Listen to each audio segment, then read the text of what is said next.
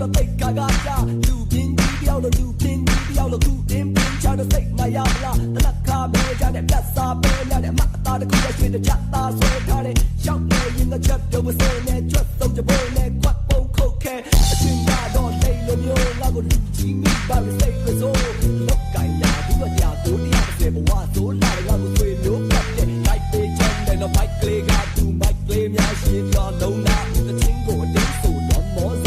ကိုတာပြောရင်ခံတော့ခဲ့အမနဲ့ကြာလာထော်လာကြီးလာလို့ mic လေးများအော်ကြော်နေဒီရော